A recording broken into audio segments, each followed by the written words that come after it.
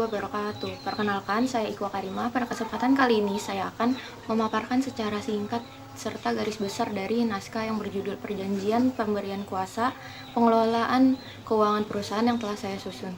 Pemaparan ini saya sampaikan sebagai bentuk pemenuhan ujian tengah semester mata kuliah Hukum Bisnis. Nah, selanjutnya surat ini bernomor 007-PK-KU pada bulan Mei tahun 2025 dan dibuat pada hari Sabtu tanggal 3 Mei 2025 di kantor PT Mitra Sejahtera Abadi di Jakarta Pusat.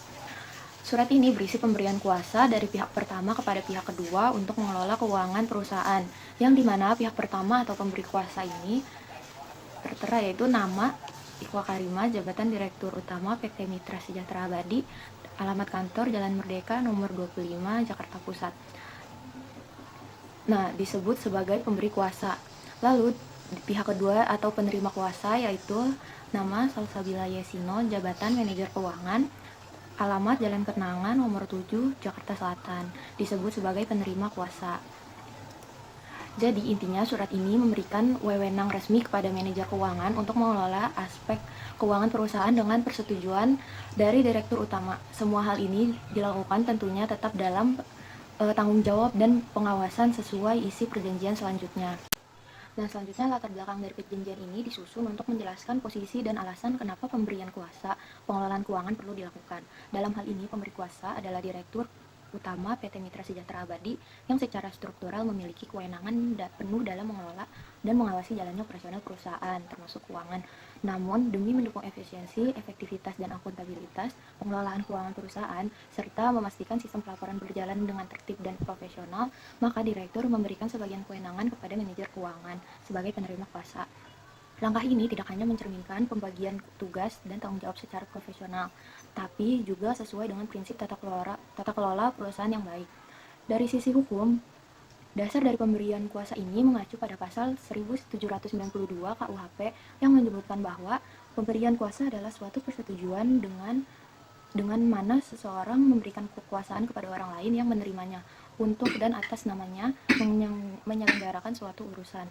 Selain itu, pembuatan perjanjian secara tulis juga merupakan bentuk kehati-hatian perusahaan untuk menciptakan kepastian hukum dan perlindungan bagi kedua belah pihak.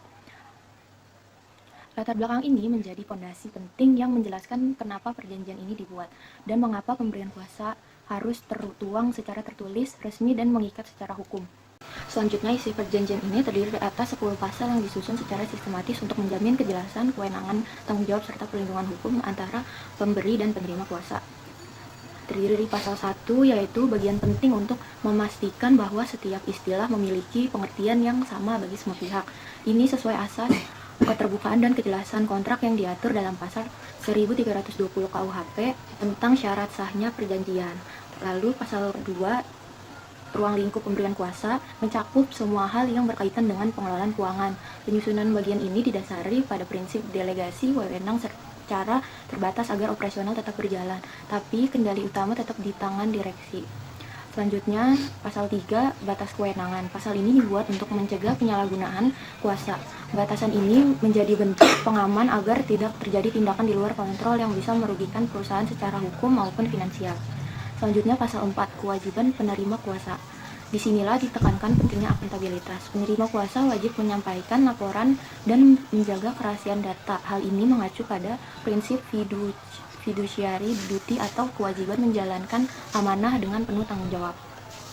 Lalu ada pasal 5, hak-hak memberi kuasa. Pasal ini memperkuat posisi direksi sebagai pengendali utama dan hak mengevaluasi dan mencabut kuasa jika terjadi penyimpangan.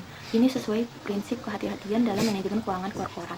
Lalu pasal 6 yaitu jangka waktu, adanya batas waktu mencegah pemberian kuasa yang tidak terkontrol. Ketentuan ini sejalan dengan asas kejelasan durasi, perjanjian, dan praktik umum corporate governance. Lalu pasal 7, pertanggungjawaban dan sanksi. Pasal ini mengatur sanksi atas pelanggaran. Ini penting sebagai bentuk perlindungan hukum bagi perusahaan dan penegasan bahwa setiap kuasa memiliki tanggung jawab hukum. Lalu pasal 8 yaitu pengakhiran kuasa. Pengakhiran kuasa dapat terjadi karena waktu, pelanggaran, atau kebijakan manajemen. Ini merujuk pada asas lex specialis di mana kuasa bisa diakhiri secara sah sepanjang disebutkan secara eksplisit dalam kontrak. Lalu pasal 9, Penyelesaian perselisihan. Sebagai bentuk antisipasi konflik, penyelesaian diutamakan secara musyawarah. Jika tidak berhasil, penyelesaian ini melalui jalur hukum di Pengadilan Negeri Jakarta Pusat mengikuti asas hukum acara perdata. Lalu yang terakhir ada pasal 10 penutup dan ketentuan tambahan. Pasal terakhir memastikan bahwa perjanjian ini bersifat mengikat dan bisa ditingkatkan status hukumnya menjadi akta notaris. Ini memperkuat legalitasnya berdasarkan pasal 1866 KUHP mengenai akta otentik.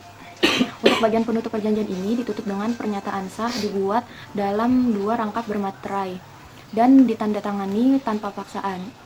Hal ini penting untuk memastikan semua pihak sadar atas kewajiban dan haknya masing-masing. Secara umum, naskah ini disusun berdasarkan prinsip hukum perdata, khususnya tentang pemberian kuasa dalam konteks perusahaan. Selain itu, disesuaikan dengan praktik manajemen keuangan yang transparan, akuntabel, dan profesional. Demikian penjelasan mengenai isi dan dasar penyusunan naskah perjanjian pemberian kuasaan ini. Semoga penjabaran tadi bisa memberikan gambaran yang jelas mengenai struktur, tujuan, dan urgensi dari setiap pasal yang disusun. Terima kasih. Wassalamualaikum warahmatullahi wabarakatuh.